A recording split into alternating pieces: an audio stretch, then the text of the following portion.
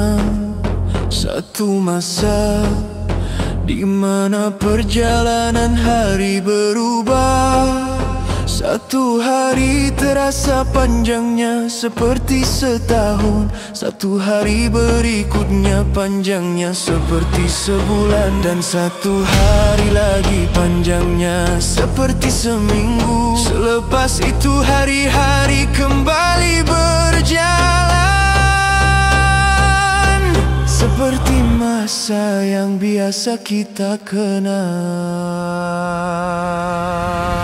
Itulah antara tanda yang menguji hati, bukan untuk menakutkan tetapi untuk mengingatkan. Sentiasa dekatkan diri dengan Allah, Ya Rahman Ya Rahim, pemegang masa.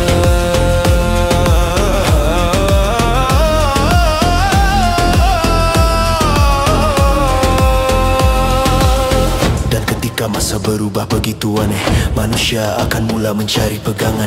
Ada yang kekal teguh hatinya, ada yang goyah dalam kebimbangan. Namun hanya mereka yang bersandar kepada kebenaran dan ketenangan akan mampu melalui ujiannya dengan hati yang terjaga. Pada waktu-waktu yang mengelirukan, jalan keselamatan sentiasa ada. Jiwa yang jujur menjaga iman, jagalah kalbu dan peganglah pada tali yang satu. Janganlah berpaling daripada cahaya kebenaran.